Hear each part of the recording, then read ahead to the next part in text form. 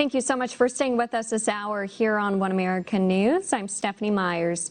The novel coronavirus continues to wreak havoc on healthcare workers in hotspots, but it's also placing a burden on economies in the U.S. and around the world. The question is, how devastating will these effects last once we're on the other side of the curve? Here to discuss this further is political analyst and former investigative journalist Scott Wheeler. Thank you so much for joining us. Pleasure to be with you, Stephanie. In the 1990s, you uncovered China's theft of U.S. national security technology, an issue that's still problematic to this day. Recently, U.S. intelligence officials revealed China underreported the number of coronavirus-related deaths and cases. How will this impact trade and relations between the U.S. and China going forward? Well, China's in a very strong position right now because for the past 25 years, they've been able to buy U.S. technology and also steal it through espionage efforts. And we've caught them a number of times. In fact, we're still arresting people to this day, a Harvard professor recently. And so China's in a very strong position vis-a-vis militarily. They're having a huge impact in the South China Sea.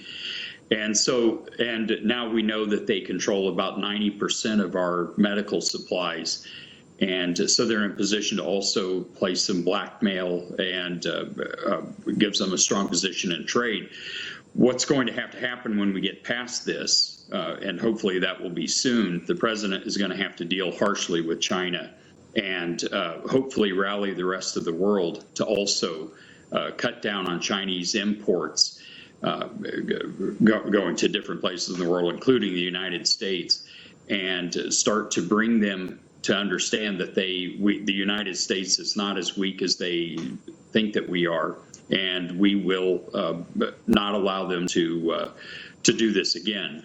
That is, steal our industrial base and our military technology, our medical technology, and control those supplies. And we know the economic fallout from the coronavirus pandemic has been devastating for so many. How should officials balance between safeguarding the health of others while trying to preserve the economy? Well, that's a very difficult balance, and I think the president was advised by medical personnel that he trusts leading into this, leading up to the stay-in-place orders and that sort of thing. I think he was told, look, at no time in history have people died in the parking lots of hospitals around the country, and this could have a devastating effect on the United States domestically and internationally to have those camera images running out on the nightly news every night. So I think he erred on the side of caution, but there could have been a balance here. We could have sequestered high-risk populations. We could have let the economy continue to roll and people continue to work, and I think that would have been a much better scenario. Building hospitals, temporary mobile hospitals, military style around the country. They could roll in to wherever it was needed and provide the care and to patients and handle the overflow that way rather than to just lock everything down like we've done. Because we know, of course, in these past few weeks, the unemployment numbers, they've been devastating, especially now the unemployment rate, it went from 3.5% to 4.4%. Now, another big event taking place this year that doesn't have to do with the coronavirus is the 2020 general election. What are the political ramifications for President Trump?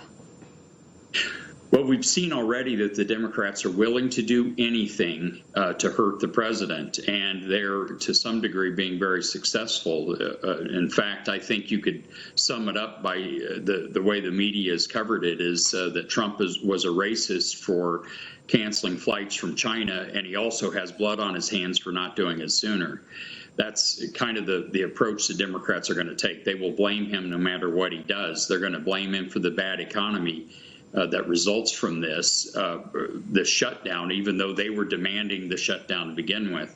The president's in an untenable position right now, and it's going to be difficult for him going forward. But I think he's going to make the right decision and reopen the economy by the end of the month, I hope. And I think he will do that. And at that time, we'll be in a much better position to deal with the medical side of this catastrophe. Absolutely. That's what everyone is hoping for, of course, following these social distancing guidelines. Until then, you are also an executive director of the National Republican Trust. Where can people go to learn more about that? We've posted a lot of information about this on our website, goptrust.com, goptrust.com. And our analysis and some of our videos, especially on the China theft of U.S. military technology, there we have a lot of videos there where people can actually see how bad and how devastating this has been. Scott Wheeler, thank you so much again. Thank you, Stephanie. It's a pleasure. Thanks.